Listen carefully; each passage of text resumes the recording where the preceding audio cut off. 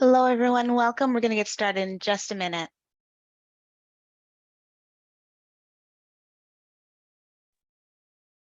While we wait, if you want to say hello in the chat box, let us know where you're joining us from.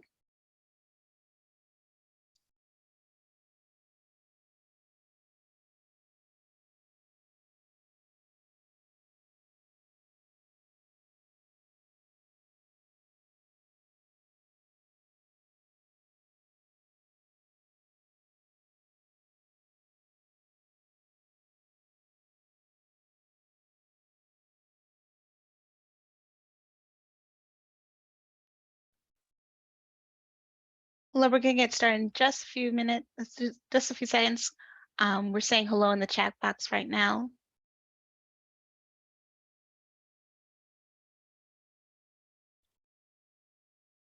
So we have folks joining us from Philadelphia, from Alaska, from Buffalo, New York, Arkansas, New York City, Oakland, California, Winnipeg, Manitoba. Hello, Canadians. Tennessee, North Carolina, Wyoming, Michigan, Atlanta.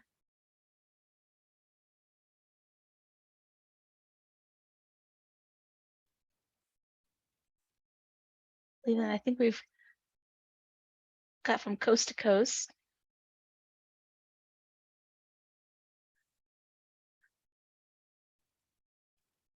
Okay, we'll let everybody else continue to join and say hello in the chat box.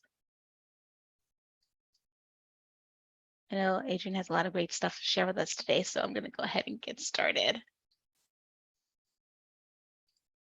Just a reminder, your phone line is muted. The webinar is being recorded, and a link to the recording and slides will be made available to you.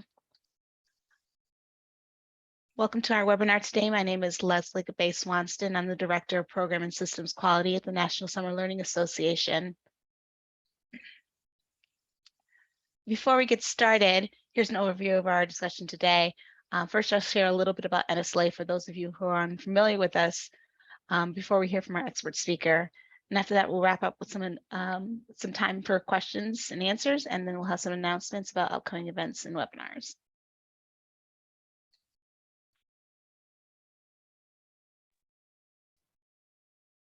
As we're going along, if you have questions, please add those to the Q&A box. We'll try to catch them if they're in the chat, but it's a little bit easier for us to see them if they're in the Q&A box. So a little bit about NSLA. The National Summer Learning Association is the only national nonprofit exclusively focused on addressing the achievement and opportunity gaps by increasing access to summer learning opportunities. NSLA's goal is to increase nationwide the number of high-quality summer learning programs. To achieve this goal, NSLA recognizes and disseminates what works, offers expertise and support for programs and communities, and advocates for summer learning as a solution for equity and excellence in education. NSLA's work is driven by the belief that all children and youth deserve high-quality summer learning experiences that will help them succeed in college, career, and life. Core to our work is the recognition that high-quality summer learning programs work and have been shown to improve reading and math skills, school attachment, motivation, and relationships with adults and peers. We know that summer is a time of great inequity for young people, and we believe that promoting and supporting summer opportunities is a way to address this. This goes beyond the summer learning that's in our name. We also want to see programs and communities addressing access to other resources like meals and youth employment.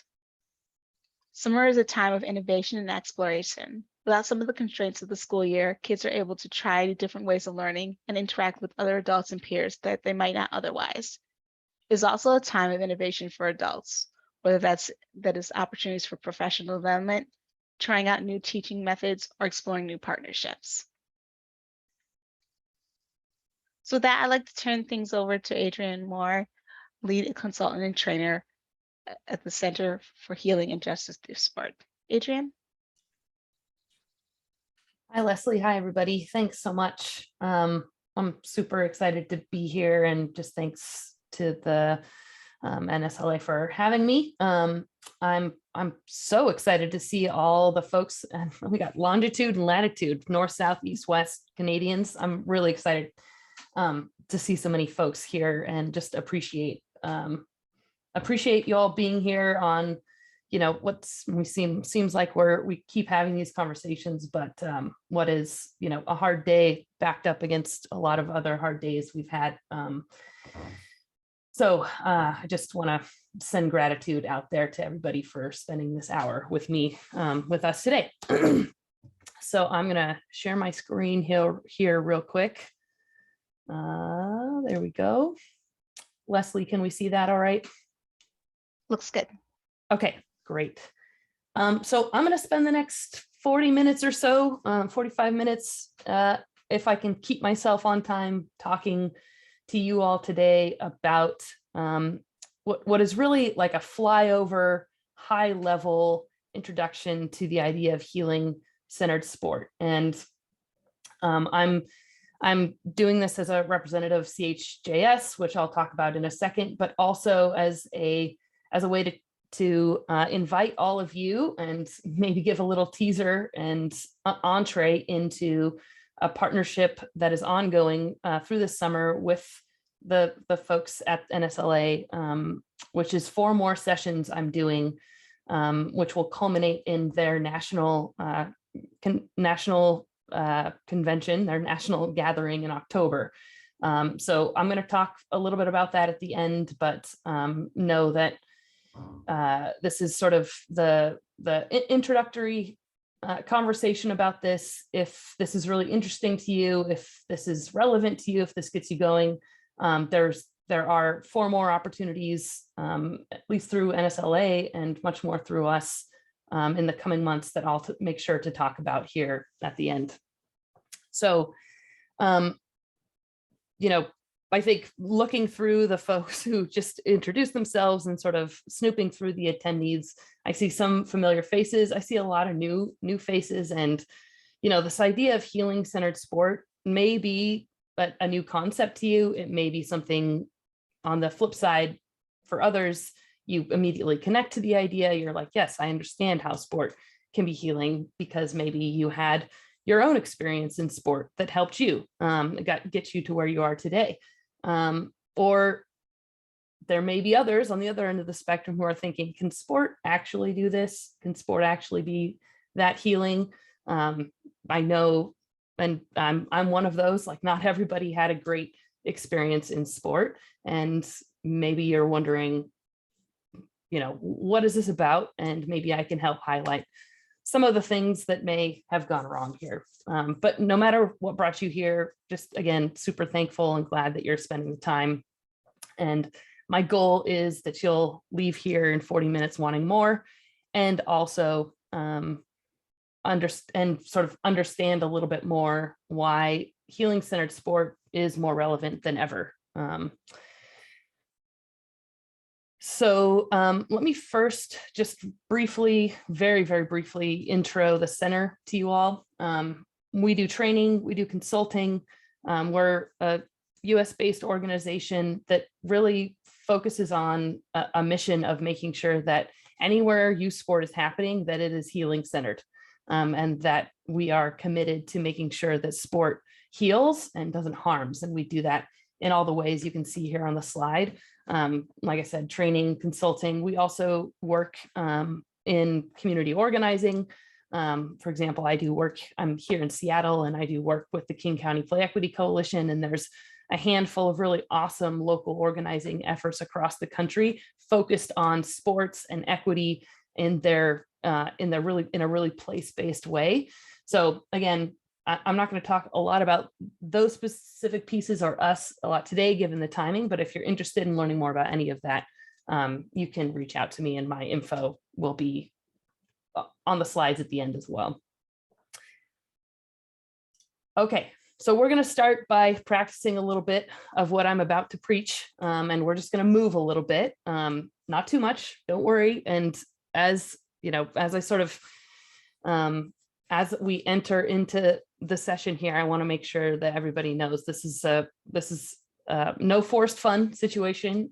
So you can participate in however you want to and however you feel good. But one of the things, as a little foreshadowing, one of the things I'm going to talk about is why physical activity is so great for the brain and learning. And so in order to sort of prime us, and knowing that we all spend a lot of time behind a computer sitting down these days, we're just going to warm up, just move a little bit before I get into some of the content.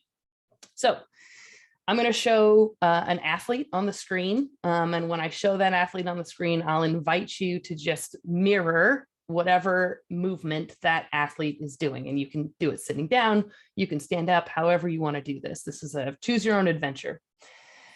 Okay, so we're going to start with my local hero, since I'm in Seattle, Megan Rapinoe, doing her power pose. So go ahead and, if you want, just open up your arms and your shoulders and your chest a little bit.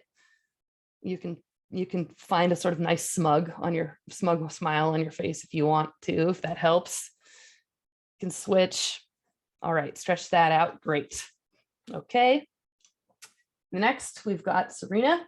So just maybe stretch one arm back like you're serving, and then maybe do the other. I'm sure she can serve with both hands.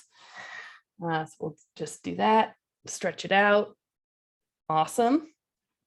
Okay, the next one, if you feel like getting into a little lunge situation, you can. If you want, you can just kind of move your legs and stretch one arm out. This is Ibtihaj Muhammad. She's a US Olympian. Okay, one side and then the other. Okay, all right. And then I can't see you, but I know that you're all doing great. And then the last one here, it's a backflip. Don't do that. This is a joke. That's Chloe Kim. Let's try something else. Okay, maybe a little squat, just a little squat on your chair, or you can sort of move your knees in and out, move your hips just straight, just stretch out that lower body a little bit. All right. Okay. If you've done trainings with us before, no doubt you've seen this, but we've used this activity to kick off because it highlights two of the key themes that I'm going to touch on today and that will continue throughout our summer sessions. One is connection, and the second is movement. And the sort of basis of my argument and what I'm going to set up today is that connecting with young people and getting them to move their bodies, doing those two things right now in this moment, is even more, could be the most important things we can do with them right now. And where I'm going to talk about how in times of stress, nothing is more important and more powerful than connecting with the people that you trust and moving your body. So let's get into it. The first thing I want to center in on, and thanks, Leslie. Yeah, I'll monitor the chat and I'll monitor the questions here. So as questions pop up, I can pause. I'm going to try and sort of keep the train moving a little bit, again, just because of the time that we have, but feel free to drop comments or questions in the chat or in the questions, and I'll take them as I can. So I want to first center in this idea of the power that sport can have. Sports can be powerful and so good. In a couple ways, I want to make sure that we all sort of start from the same foundation. The first is obviously physical health. The physical aspect of sport and play is key because we know that increased physical activity levels is attached to so many awesome things, both in terms like short term, in terms of learning, in terms of increased just health and wellness, and long term down the road, more likely to be active as an adult, and other psychological and wellness benefits down the line. The other thing that we know sports is great for is that it teaches young people really critical skills. And we often hear the term, sport skills, life skills, social emotional learning skills, but at the baseline, sport is a rich foundation from which young people learn things. And that process of learning how to learn and that mastery process is an amazing thing for young folks to walk away with sport from. So we think sort of skills above all things, whether it's sport or life, and that process of understanding what I did to get better, that I'm in control of my ability to learn things, is that sort of magical transference into other things, into school, into life, into decision making that we know sports can provide. And then the last piece is this, what really sort of connects us to this idea of healing, is we know that sports and physical activity have really really deep impacts on the way the brain and body can function. And that's a lot of what I'm going to talk about today, is how sort of stress impacts behavior and how physical activity and sport really addresses a lot of those things. And, you know, like I said, before I move on, I do also just want to recognize that sport, in all of the ways that sport can be amazing and powerful, there is a flip side to that coin. And we know that sport, in many of the ways that it exists today for young people, is harmful. There's abuse of power, there's bullying, injury, and all of the sort of systems of oppression that we see in the world, racism, homophobia, misogyny, all of those things show up in sport. And so that's part of the reason we exist, is to sort of identify, call out, and push against those systems, both inside and outside sports, to make sure that we're really maximizing some of these benefits you see in front of you. When we're thinking about healing-centered sports, we want to start by understanding what we're talking about healing from. And so we use the term trauma-informed. That term has become more and more in the forefront in the last decade or so, and certainly more in the sort of common narrative around youth development during COVID times, as we're thinking about the increased stress on the sort of universal experience of being human. But I just want to talk a little bit about what we mean when we're talking about trauma, so that we're all working from the same understanding. And the first piece is sort of some common definitions of what we mean when we're talking about it, and want to sort of center that trauma has always been both a public health and a social justice issue. And in terms of public health, most of you have probably heard of the ACEs, the Adverse Childhood Experiences Survey, in the mid-1990s, that really identified and laid the groundwork for a lot of what we understand to be traumatic experiences that have deep long-term impacts, both on communities and individuals. And a couple of the really key takeaways from that study that don't often get cited, outside of the actual sort of adverse experiences that they identified, was the first was that these adverse experiences were much more common than we thought, and they happen across demographics. So while there are clusters of some of these experiences that happen based on certain demographics or geographies, generally many kids, regardless of their demographics, experience at least one ACE, so adverse childhood experience. So they're more common than they thought. And just how the last piece was just how negative of an impact on health and well-being that some of these can have throughout a life. So they track these to social outcomes and to health outcomes, and that just the depth of impact was much greater than we originally thought, which really kicked off, again, this foundation of understanding that we talk about now today. That original study was in the mid-1990s, as I mentioned, and since then the narrative has evolved and, I think has modernized and is trying to become more modernized, while still referencing, that foundation, to include a more sort of social justice focus, and understanding that these, social justice and public health is a Venn diagram with that's almost a perfect circle, right? Like these are all overlapping, but that there are advanced experiences that some community members are more likely to experience than others, and just get real about those. And I think that's one of the ways this conversation is trying to modernize. For example, in our country, it disproportionately affects communities of color, and naming some of these things in addition to the original ACEs list has become really important. So these have always been there. For example, systemic oppression, public health crises, major poverty, these things have always existed, but I think we're naming things in a new way, and sort of overlaying them with our understanding of what causes stress at an individual and a community level, in a way that is adding on to this original ACEs study.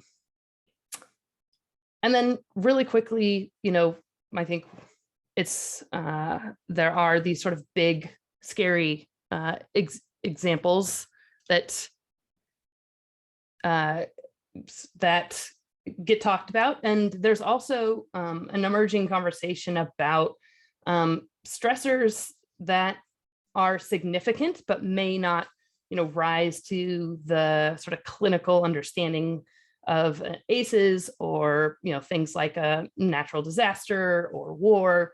And that currently is being discussed as little t trauma. We just want to recognize that some traumas and stress aren't as extreme in the moment, but that can happen over time, and the stress can be just as damaging because of that continued buildup over time. These are things, for example, we like microaggressions, which I'll talk about in a second, and this experience of being othered. And I think particularly in sport, we want to call these things out, because I think it's important to recognize that stress comes from a lot of places for a lot of kids, and it may not be evident, and it may not be a big, bad, scary thing, but that there are stressors that happen, that sort of happen below the surface, that we just want to recognize that kids are walking into carrying.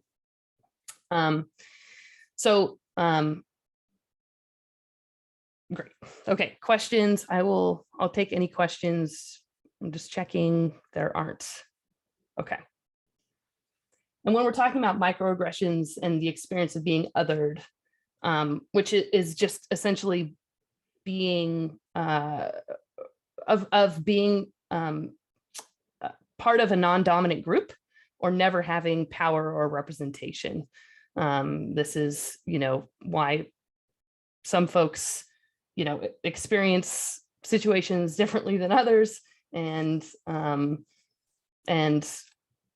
why we just want to sort of call that out, that there are some folks' stories who aren't centered in the dominant narrative, and that leads to smaller moments of stress over time that add up to these same negative impacts. Okay.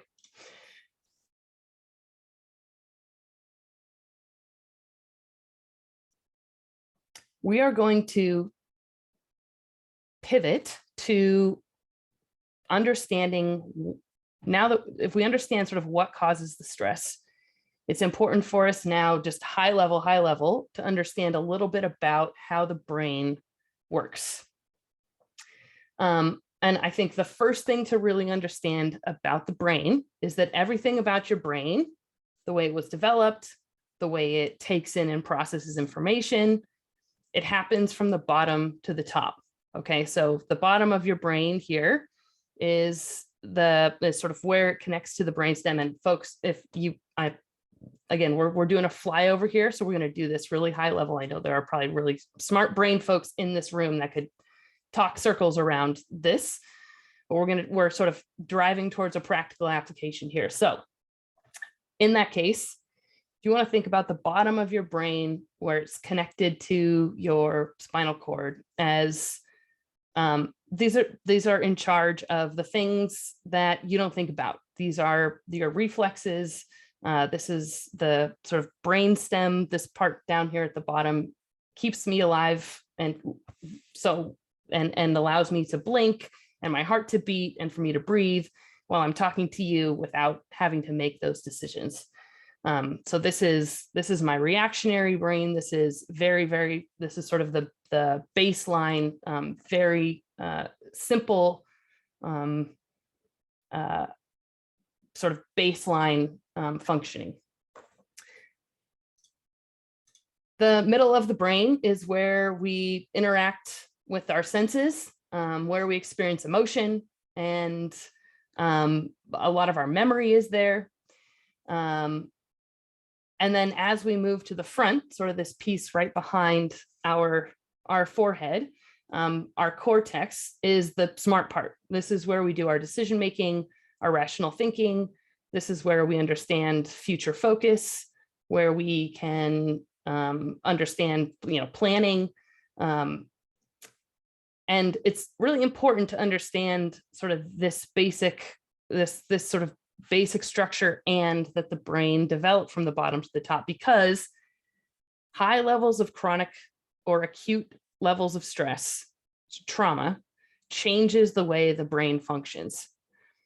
And so if we experience high levels of stress or chronic levels of stress over time, these really traumatic experiences, our system is flooded with chemicals that is essentially our stress response.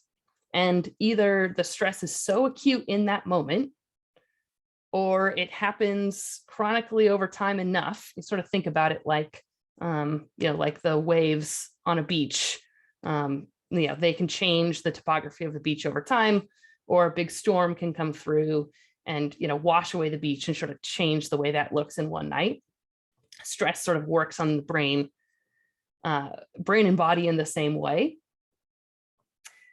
And what happens is that our survival brain in those times of stress starts to take over.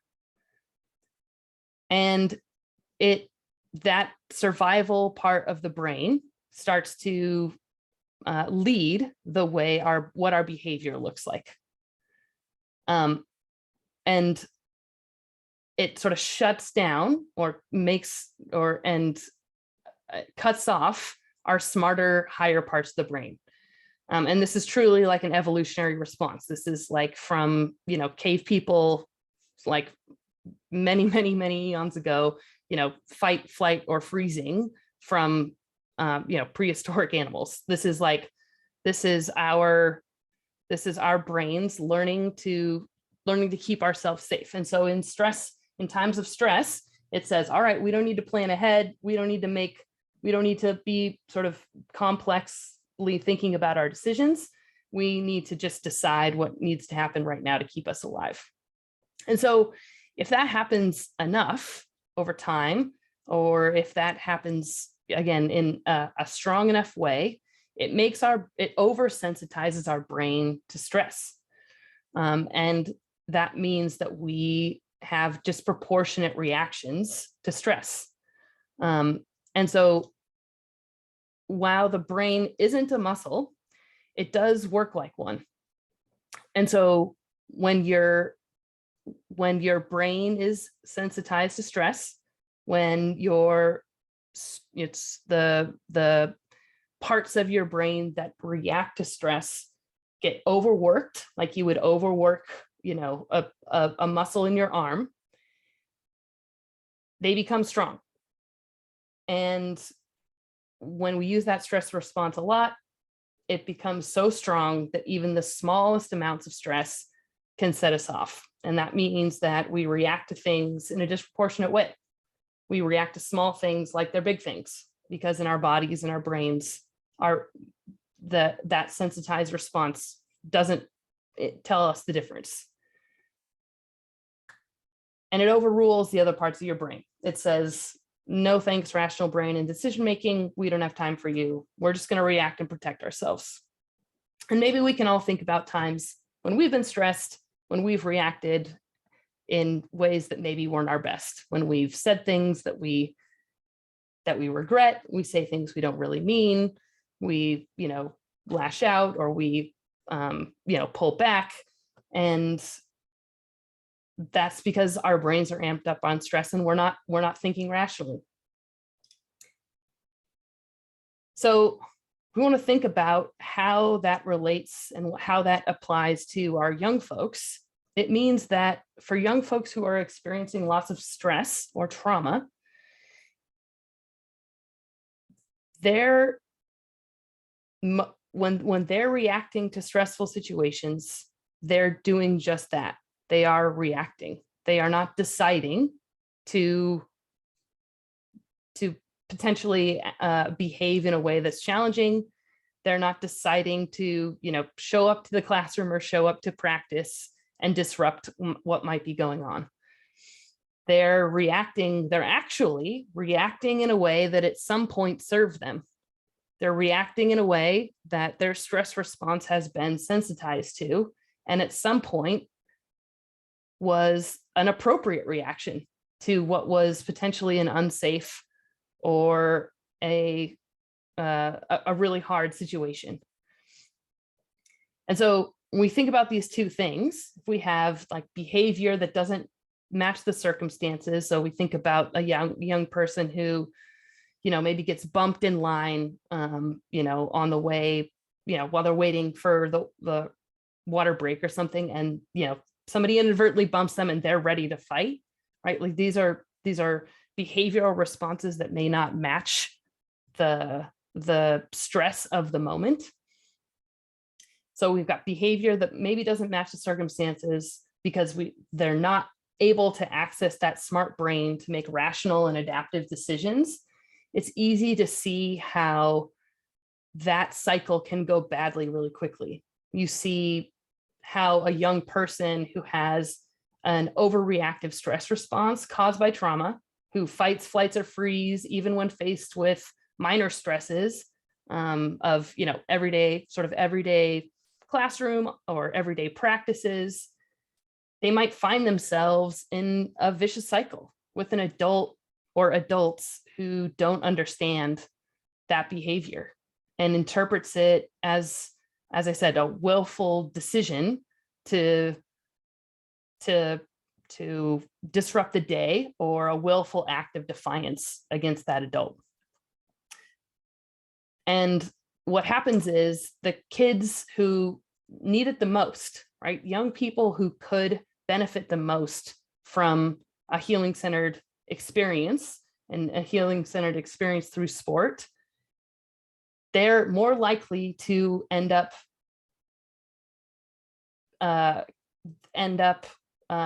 either penalized in a way that takes them out of that experience. So they get kicked out of class, they get kicked off the team, they get kicked out of school. And then those kids who could benefit the most end up further penalized for something that is essentially outside of their control because their brain's been rewired. And again, they're reacting in a way that at some point has served them. And it's not because of anything that's wrong with them, but it's because of something that's happened to them. And then if you think about sort of a larger systems level, it's those kids who are most likely to be exposed to trauma. These are, BIPOC young folks, queer young folks, folks living in communities with high levels of violence. It's not that much of a leap to see how those kids, again, the ones who are more likely to have experienced these stress and to have these what are experienced as overreactive behaviors,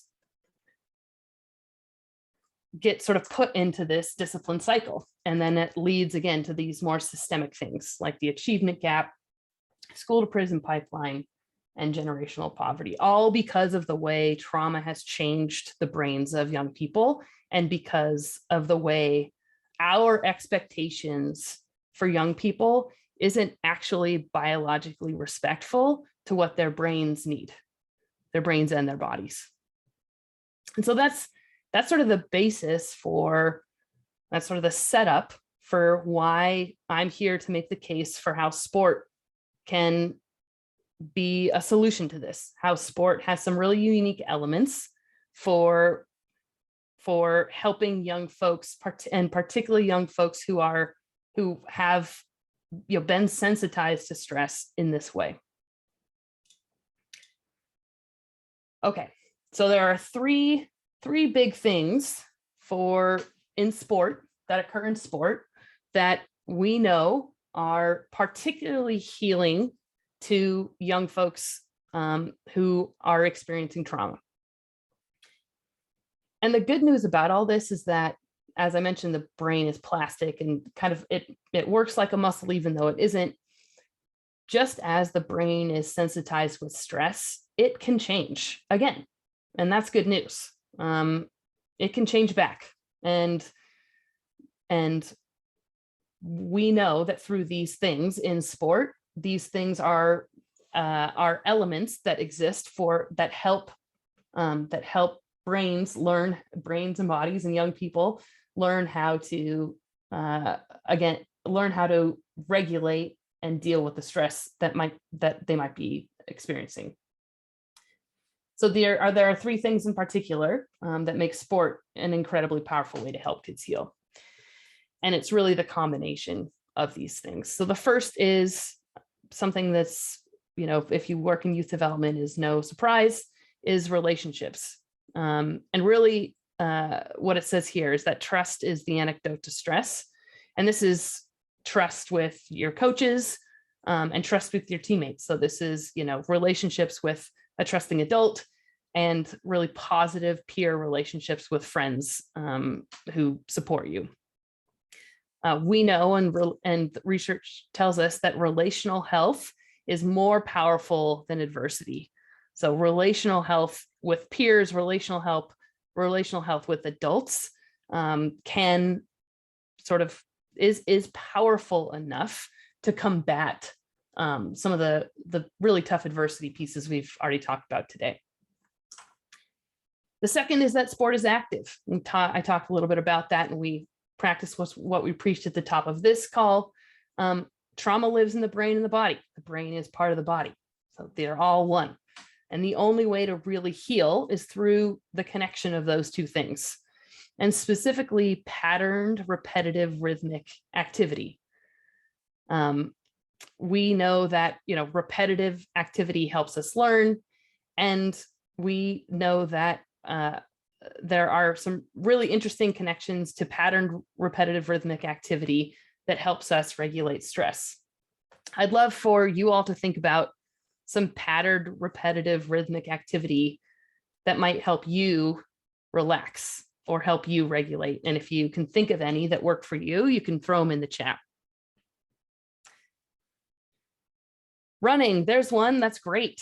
Yeah, you think about the rhythm of running and how it's, it's an embodied experience, but you can also hear your feet on the ground. Absolutely. Yep. Hiking, walking, any sort of anything in terms of walking is great.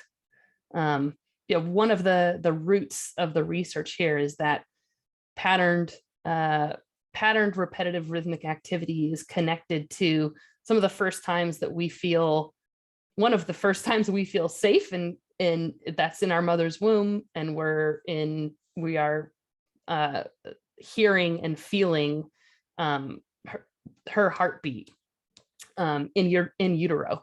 So that's just sort of one of the roots of that. Cycling, couple of cycling. I see cycling in a couple spaces. Yard work, raking, gardening, meditating. Awesome. These are great. So patterned, repetitive, rhythmic activity gets us regulated. And what regulation does is it gives us the ability to sort of to turn on that smart thinking brain. Okay, so I talked about how, when we're stressed, we're in our reactive brain. We're not thinking rationally. We are just reacting. And patterned repetitive rhythmic activity gives us an activation into the higher level, more complex areas of our brain. And it gives us the ability to put time and thought between a feeling and an action. Okay, so it's a really key point to how sport can help, right? That's why, when we're feeling angry, or when we're having, when we're feeling stress, a lot of these things will help us sort of regulate back down to be able to, understand that feeling and turn our reaction into a more thoughtful action. Okay.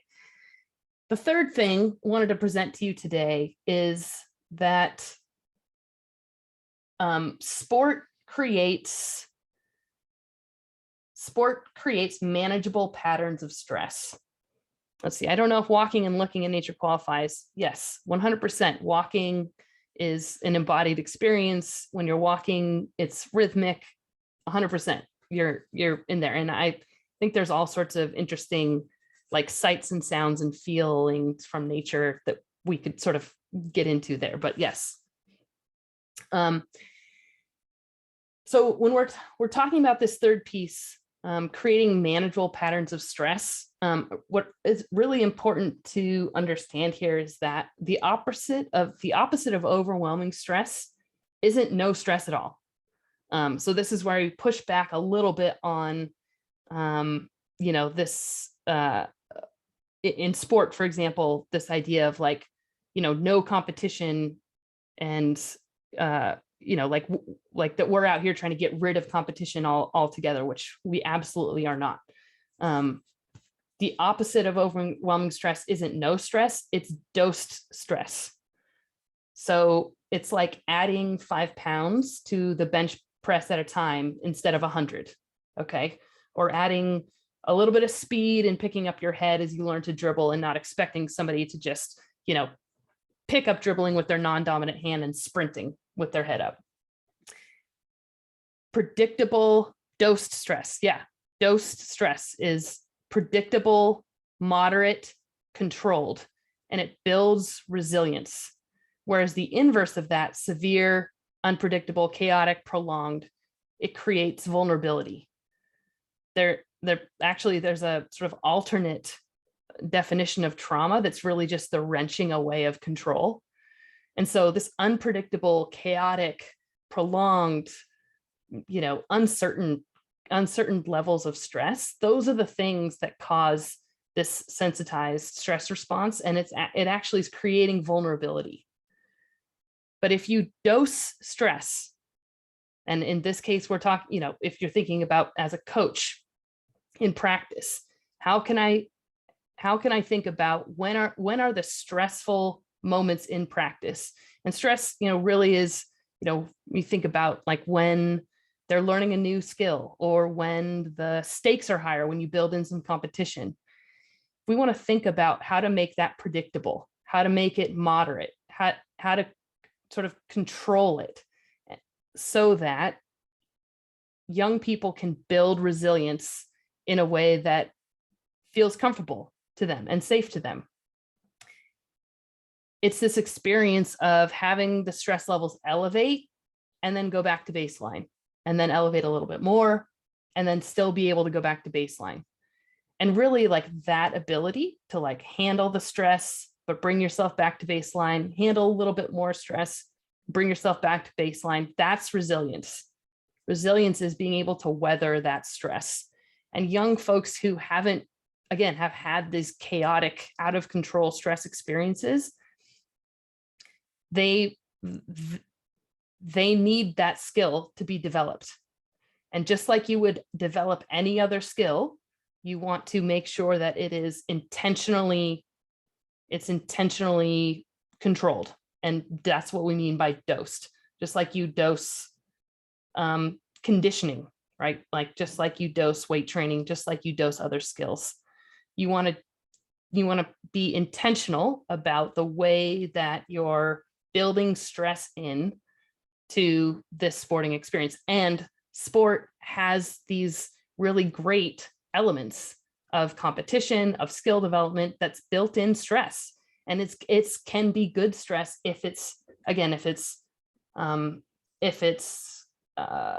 structured this way, if it's sort of intentionally identified this way.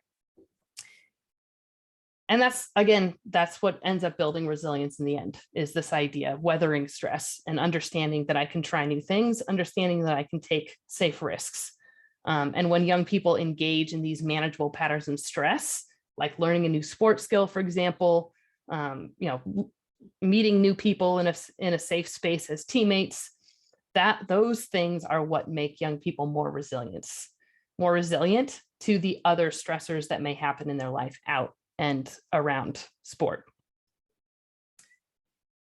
Okay, so before we move on, I'm going to pause here and take questions in just a couple minutes. I just want to say that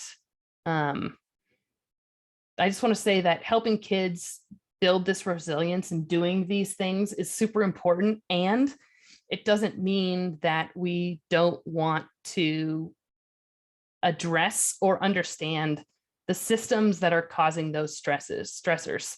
So it's really important. And again, I mentioned some of the other systemic things that CHDS is interested in and that we are thinking about with our organizing and more systems level work.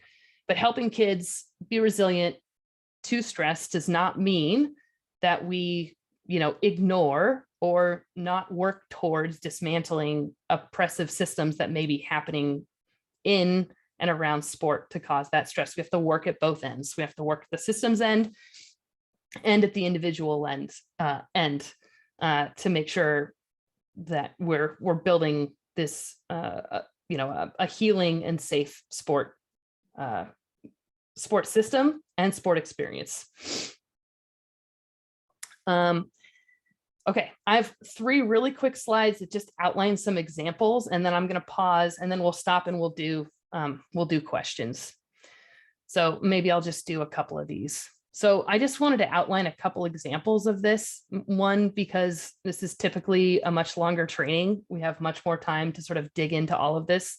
That's why I'm hoping to see you later this summer in our other sessions so that we can dig into some of these things in a deeper way. But because it's so short, I wanted to share a couple really practical examples of what this looks like in real life. So here's an example. Again, individualized, really specific example. Somebody shows up for the first time to a tryout or a practice. They don't know anyone, and all of the adults are standing off to the side with clipboards talking to each other. Now, this is a really good example of something that, like, on its face, like, it's not some of the big, scary, harmful things that we think about when it comes to sport. Those things we know are out there. We definitely want to address those. So this isn't the worst of harmful sport, but it's illustrative of the changes that we want to see and what can be particularly hard, again, when we're talking specifically about kids who have been impacted by trauma. And what I want to think about here is that showing up to a new space and the unpredictability of that is extra stressful.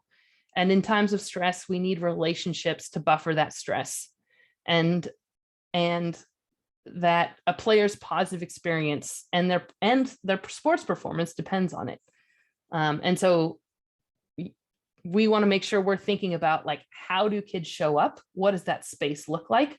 And how are we greeting young people to make sure that they feel seen and that they feel safe from the moment that they come onto our spaces? And again, this is a great example of something we'll dig into later on in the summer. The last one, and then I've seen a couple questions here. The last one I want to talk about here is this. This one I've gotten into so many debates about, but a young person arrives late to practice and then the coach makes them run laps. So this idea of being late, particularly for like in youth sports, when they're not driving themselves, like understanding what a young person does have control over and what doesn't is really important. And thinking about physical activity for punishment is sort of antithetical to what we know actually works to get kids to keep coming back and to get them to learn the things that we want through sport. So anxiety and punishment does not spark learning. Again, if we think about building resilience and how we encourage kids to take safe risks to learn, we need to think about manageable patterns of stress. And we learn when we're regulated, right? When we're able to activate that thinking part of the brain, and when we have safe relationships. And a coach who isn't interested in why a young person is late and only wants to punish them for something isn't a safe coach. I think it's important to understand that you cannot punish kids into learning things. I think if we had a little bit more time, we'd go through some of these and think about what are some of the alternatives that a coach to do. For example, when a young person's late to practice, you could say, I'm glad you made it, get warmed up, and I'll catch you up. And you move on. And sort of have a conversation about some of these other examples. But I promised some time for questions, so I'm going to pause there and just take a look.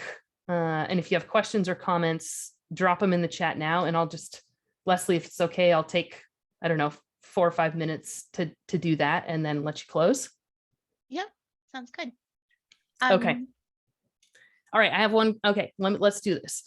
What would you say is the biggest, most important factor in creating these safe, trusting environments for youth? I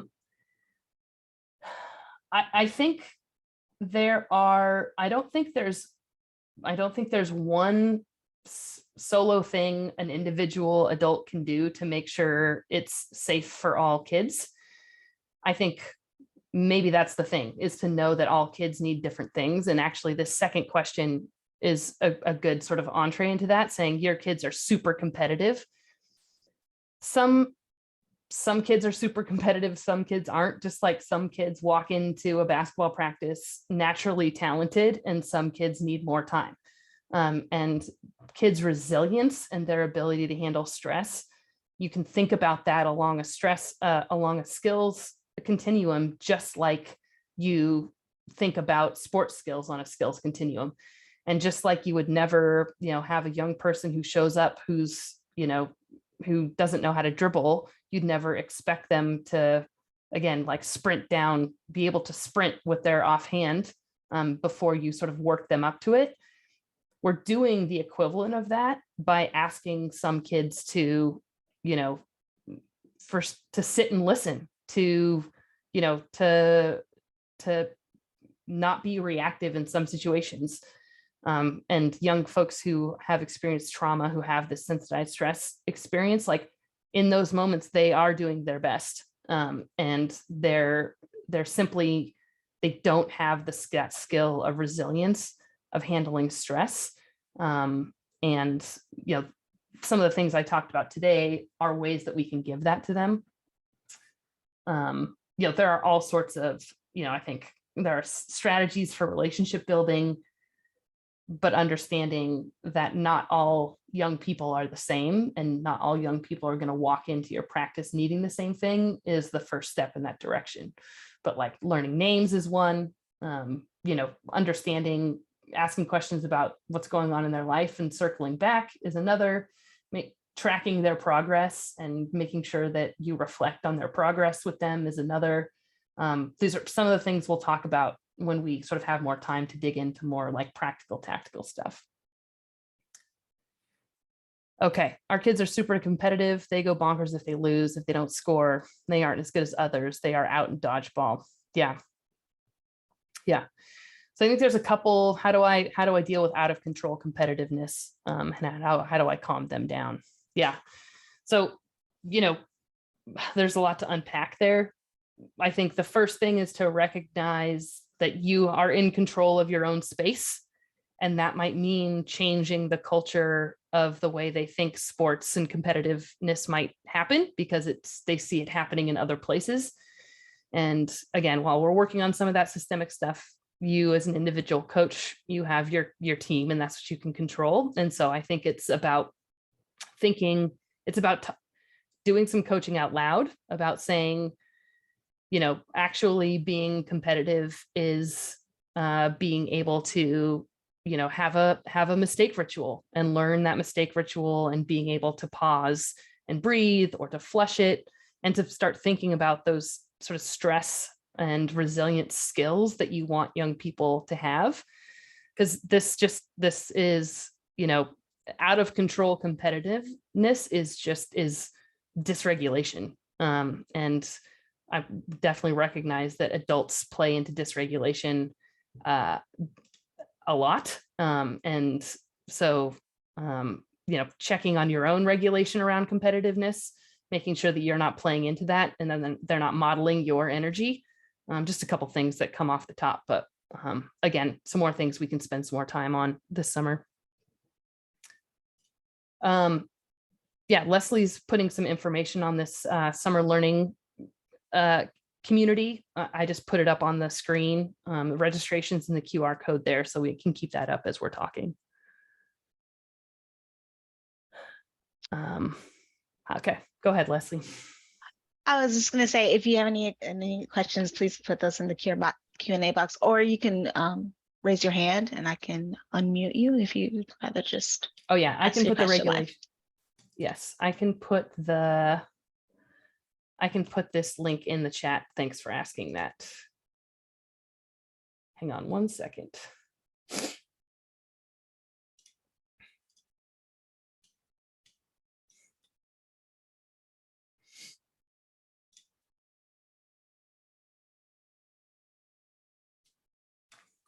Bear with me. Okay.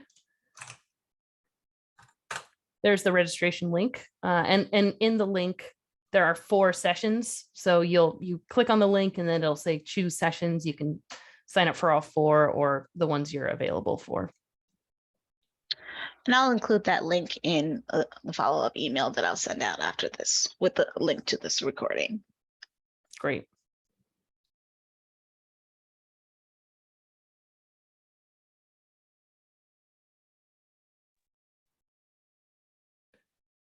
Okay, okay, yeah, I was just going to say, it looks like I'm happy to hang out if there are other questions or comments, but my email is on the slide there. And I'll just put it in. Yeah, hold on, stop the share here so you can see me. Put it in the chat, and I'm happy to hang out through the top of the hour in case other folks have questions or comments.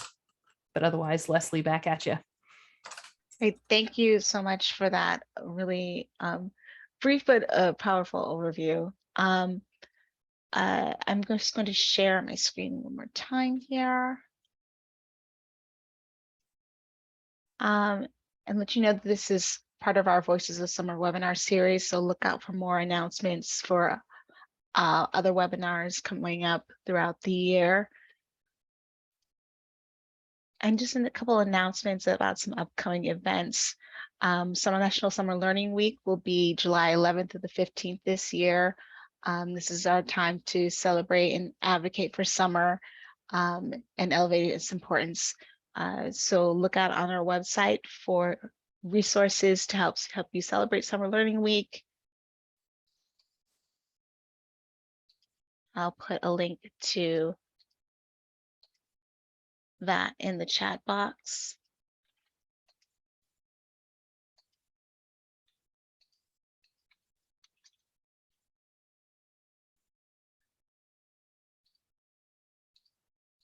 I also mentioned that our registration for our national conference is up on our website. The early bird registration is up. So if you are interested in joining us in October in Washington, D.C., go ahead and check that out, and I'll put a link to that in the chat box as well. Just another plug for that. I'll be there, and we're going to dig into some of this stuff in person, which is just such a luxury these days. So would love to see y'all there.